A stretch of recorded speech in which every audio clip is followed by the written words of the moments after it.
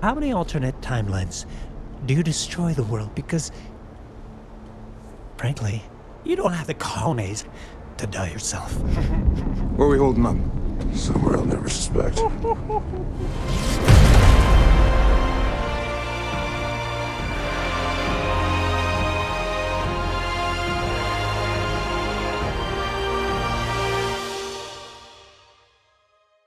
Welcome back, everyone. This is going to be my Justice League Snyder Cut ending video for all the different end credit scenes. It's basically a giant epilogue that's very different from the theatrical cut that's setting up a whole bunch of other stuff. There's a whole bunch of Easter eggs, so if you're brand new to the channel, be sure to subscribe to get all the videos. I will be doing more full breakdown videos. The movie's over 4 hours long, so there is a lot of brand new stuff to talk about. But careful for spoilers if you have not seen the movie yet, if you haven't seen the Snyder Cut. But just starting at the end of the movie, the three mother boxes unite to form the Unity, setting off this chain reaction that's going to terraform the planet into another version of Apocalypse that you see in the Knightmare flash forwards. There are a couple different Knightmare flash forwards that I'll talk about during this too, that they reference. The Flash is able to use the Speed Force to time travel to prevent it from happening in a sort of rewind scene, where you do see it unfold like it actually happens, but then as the Flash starts running into super speed into the Speed Force, everything rewinds. You see everyone's body parts flying back onto their bodies, including Superman's. Then the Justice League and Superman defeat Steppenwolf. Aquaman runs him through with his mother's trident.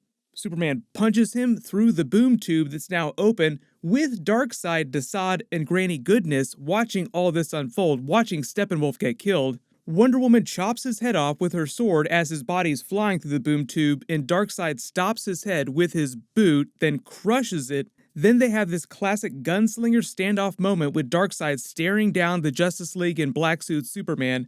But after the boom tube closes, you switch to Darkseid's perspective on Apocalypse. Deathstroke asks him what his plan is now that the three mother boxes have been destroyed. The great prize that he's referring to is the anti-life equation that they reference several times during the movie, which is on Earth they find. That's what the giant symbol is when they crack the ground in the Darkseid War flashback, and when Steppenwolf is given the vision by the mother boxes. I've seen it with my own eyes, carved into the very face of this planet.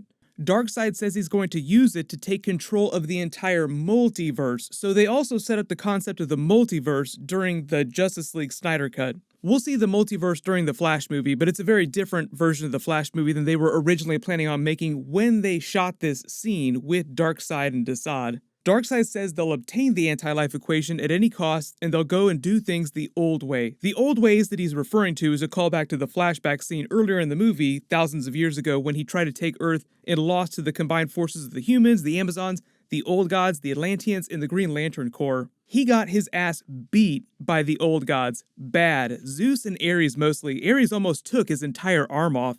During that flashback, Wonder Woman explains that Darkseid used to fly around planet to planet one at a time with his armada, conquering them with the mother boxes. But in present day, the new ways is basically just the quieter, stealthier way. Darkseid sending Steppenwolf to do most of the busy work of conquering the universe for him, looking for the anti-life equation, and covering his debt for trying to usurp the throne of Apocalypse for him. That was the history that they were referring to. They didn't explicitly state what he did to betray Darkseid, but you kind of get what was going on. Like, oh, he tried to steal the throne of Apocalypse from Darkseid at one point in the past. Still had 50,000 worlds to conquer on his sentence. But remember, these beings are so powerful, they're functionally immortal, so unless you kill them like they do during the movie, they'll just keep on living forever, pretty much. There is a New Gods movie that they're going to be making that Darkseid will be featured during, but it's Ava DuVernay and Tom King basing it on Tom King's Mr. Miracle run, so it'll be a very different looking version of all these characters than you saw during Zack Snyder's Justice League. So Darkseid is headed to Earth with his giant fleet for the sequels, Justice League 2, and then they have a bunch of alternate versions of those ending scenes and post-credit scenes with all the different Justice League characters that were meant to actually set up their sequels and solo movies that were coming right after this, because like 99% of this footage and all of these ending scenes and post-credit scenes was shot by Zack Snyder way back in 2016 and 2017 before he left the project. The official title of the epilogue is A Father Twice Over, which is a reference to Cyborg's father calling himself his father twice over, because he was born to him and his mother as a child the old-fashioned way, but then he ushered his rebirth, his second birth, as the Cyborg with the mother box.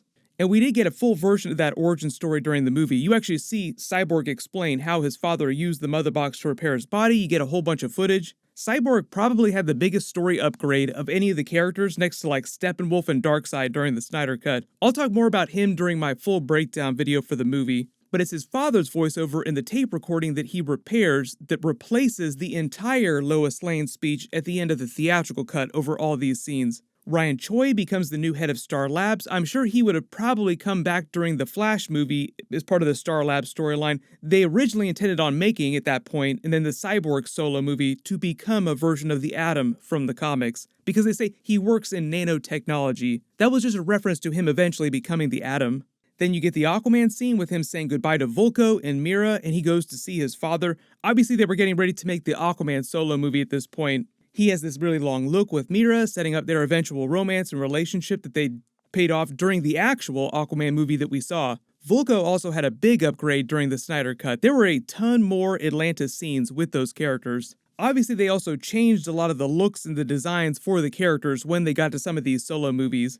They have a similar version of the Batman Wonder Woman scene at Wayne Manor where he talks about turning it into the Hall of Justice. That's actually what you see the rubble of in the Knightmare scene with Superman flying over it holding Batman's cowl. This one was from Cyborg's vision from the mother boxes. The mother boxes show him a vision of a possible future when he interfaces with it while they're resurrecting Superman. I'll get into this in a second though. They have this whole concept of multiple timelines that the Joker references in one of the post-credit scenes, but this is the timeline where Superman winds up killing most of the Justice League for Darkseid. But it was just a possible future. The actual Knightmare post-credit scene plays out a little bit differently. The scene of Batman telling Superman about buying the bank that owned the Kent farm is pretty much the same. Then you see a new scene of Batman in Gotham City in his costume on top of the Bat tank. It looks like a very Frank Miller Dark Knight Returns inspired Batman tank. Very cool looking and probably something that would have showed up during the version of the Batman movie he was doing. We also get a brand new scene of Cyborg visiting his father's grave, then taking off, taking his spot amongst the brave ones, like taking his spot on the Justice League, so to speak, as they were implying in the sequels. And then the new scene of Wonder Woman looking out over the cliff of that Amazonian temple from earlier in the movie with the warning arrow. That's all supposed to set up her sequel storyline that Zack Snyder and Jim Lee outlined in their pitch document. Remember earlier in the movie how Steppenwolf taunted her, saying she'd abandoned her sisters on Themyscira, you weren't there to protect them. This scene was supposed to set up the idea that she finds a way back to Themyscira during the sequels, and eventually was supposed to replace Hippolyta as Queen of the Amazons in Justice League 2 and Justice League 3. Superman's scene here taking off is pretty much the same with one minor change. He's still wearing the black suit, and obviously the voiceover is from Cyborg's father and not Lois Lane. But he would have eventually gone on to a direct sequel to the first Man of Steel movie. Zack Snyder was also teasing that Lois Lane might be pregnant earlier in the movie. He doesn't outline the major plotline of what Man of Steel 2 would have been or anything like that, but clearly they were hyping up the idea of baby John Kent from the comics. Also, the baby itself would have played into the idea of Darkseid breaking Superman in Justice League 2 when he kills Lois Lane in that nightmare vision of cyborgs. But then the Lex Luthor post-credit scene is totally different. You see a much longer version of his breakout from Arkham Asylum with the help of Deathstroke. This is all meant to set up Ben Affleck's version of the Batman movie because he tells Deathstroke Batman's secret identity as Bruce Wayne. Why are you doing this for free? Because it's personal. Oh, an eye for an eye, I see. So it's meant to set up this history that Deathstroke has with Batman, and he was going to be the main villain of Ben Affleck's Batman movie. It would have been a Riddler Hush type of scenario where you have a Batman villain that learns his secret identity, then just systematically goes around trying to destroy his life. Per Zack Snyder's Justice League 2 and Justice League 3 story pitch, Lex Luthor would have gone on to make a deal with Darkseid, forming his own Injustice League with a bunch of the villains from the solo movies. The members of his Injustice League would have been the Riddler and Deathstroke, so the Riddler would have also been a big character during Ben Affleck's Batman movie. Funny that he's also a big character during Matt Reeves' Batman movie with Robert Pattinson. Then Dr. Poison from the Wonder Woman movie, Captain Cold from the Flash movie that they were doing at that point. I don't know if Captain Cold is still going to be in the new version of the Flash movie. Then Orm and Black Manta from the Aquaman movie. But then you have the new Knightmare post-credit scene, and it's meant to be a flash forward to what actually winds up happening, so you see a slightly different version than what Cyborg's vision was. Where Lois Lane has still died, Superman still falls to Darkseid's influence, turns evil, and then a hodgepodge group of Justice League survivors and villains start working together. The person that they reference they're hiding from is evil Superman, not Darkseid, who does end up finding them a few minutes later anyway. But it's Batman, Mira, Cyborg, the Flash, who's wearing his time travel suit because he was actually going to time travel back into the past to warn Bruce in the sequels, Deathstroke, and Jared Leto's Joker. Batman says he's taking them to a place where Superman will never think to look. He's probably talking about the former Hall of Justice, Wayne Manor. Then Mira starts it up with Batman because she doesn't think that he cares about how Superman killed Aquaman and she wants revenge so bad. So they do reveal that this version of Superman did kill Aquaman. Then Joker pipes in, taunting Batman, explaining that he does understand what it's like to lose people he loves. He references his parents dying in Crime Alley. Then they really get into it when he references the dead Robin that he and Harley Quinn killed. Why did you send a boy to do a man's job? So he spends a good couple of minutes taunting Batman.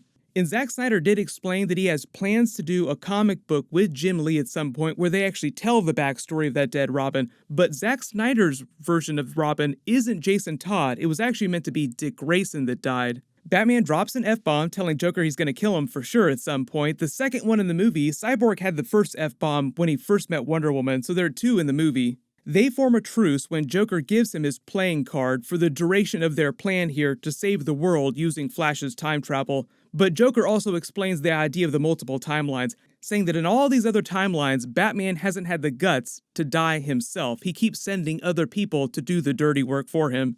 That was meant to set up Batman's eventual sacrifice in Justice League 3, where Batman is the one that winds up dying to save the rest of the Justice League in a sort of twist on Superman's sacrifice in Batman v Superman. So that's why they have that particular dialogue here. There's also some talk about reach-arounds. I don't know what's going on with that.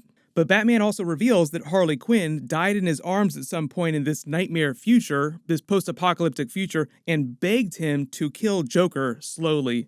Then they all start talking about how they need to get moving, or evil Superman is going to find them. Boom, just as he does find them, he lands, you see his eyes start glowing red, and he's wearing the blue suit now. But just as they get ready to fight, Batman wakes up again as if he's having another nightmare. It's a very similar type of scene as when he woke up in the Batcave with the first nightmare scene back in Batman v Superman. But he wakes back up in present day after they've defeated Steppenwolf, where everything's still pretty chill, and Martian Manhunter shows up at his lake house to reveal himself and that he's going to fight with them in the sequels. So this is just paying off some of the earlier Martian Manhunter scenes from previously in the movie, and it sounds like based on the storyboard, Zack Snyder always planned on including a version of Martian Manhunter, but this particular post-credit scene is brand new for the Snyder Cut. Originally, it was going to be two Green Lanterns coming to visit Batman at his lake house. I believe it was supposed to be Kilowog and Tomar Ray, and they were going to set up the Justice League 2, Justice League 3 Green Lantern Corps storyline and the idea of the Hal Jordan character showing up eventually.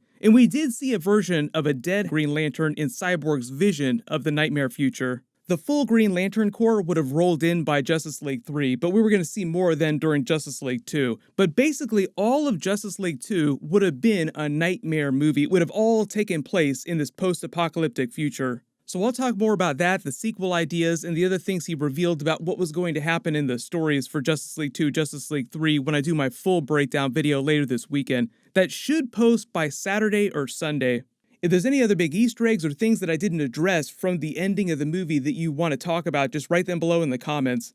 What'll happen next is my Falcon and Winter Soldier episode 1 video is going to post Friday morning. Those videos will post every Friday just like my WandaVision videos. While you wait for everything, everyone click here for that nightmare vision of Darkseid going around killing all the members of the Justice League, and click here for my brand new Falcon and Winter Soldier episode 1 trailer video. Thank you so much for watching, everyone stay safe, and I'll see you guys tonight.